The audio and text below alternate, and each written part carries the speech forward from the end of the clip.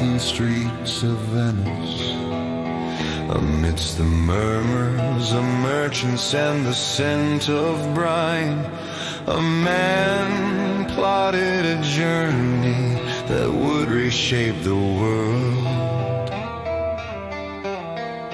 Christopher Columbus, known to history as a navigator, was in truth more than he seemed. His eyes, bright with steel and ambition, held the fire of secrets older than the kingdoms of Europe. For he carried with him a prize no ordinary sailor could possess, the logbook of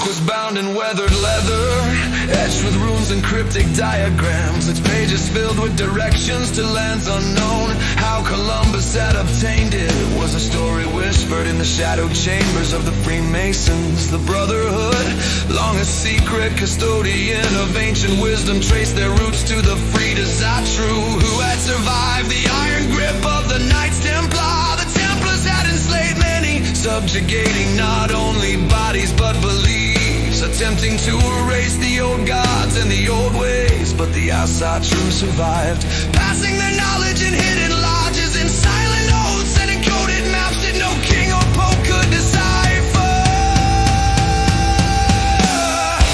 Columbus had been initiated into this clandestine world,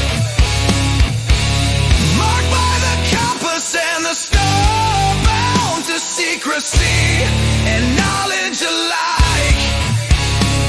He studied the logbook as a priest studies scripture, tracing the voyages of the Northmen across icy seas, where frost giants and storms had long since been replaced by myth in the minds of men.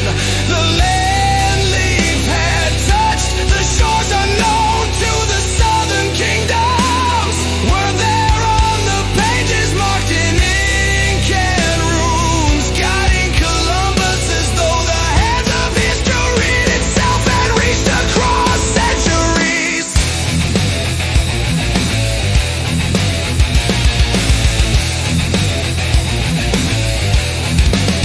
When he set sail from Palos, the Atlantic a trembling expanse of chaos and potential, you could fathom the depth of his preparation.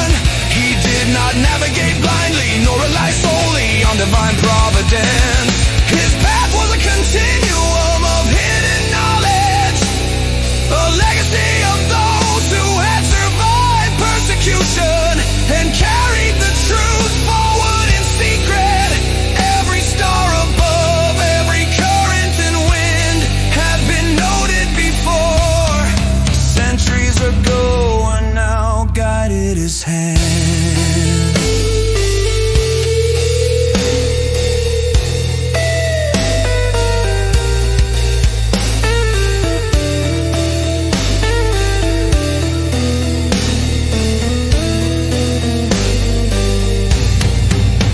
In those nights when the ocean roared and the men whispered of monsters and the edge of the world, Columbus read the logbooks by lantern light. He saw the faint traces of Azatru symbols hidden in the margins, the marks of Freemason ciphers signaling when to turn, when to steer, when to trust the ocean. He knew he was part of a long lineage, the Northmen who first dared, the Azatru who survived the Templar chains, the Freemasons who now carried their torch. When land finally appeared on the horizon, it was not mere accidental fortune. It was the culmination of centuries of suppressed knowledge, of secret alliances, of blood and faith encoded maps. Columbus' discovery was a triumph of hidden history. The old God's wisdom transmitted through time, filtered through the hands of men who understood secrecy, survival, and destiny.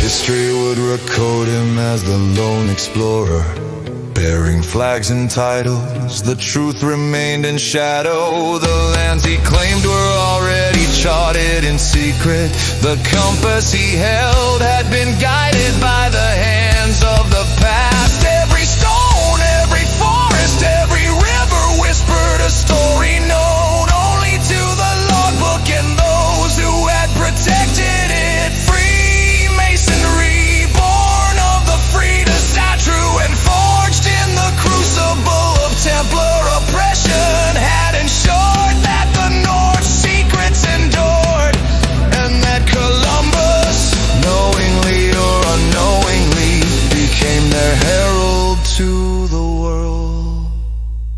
In the end, the Atlantic was no longer merely water and wind.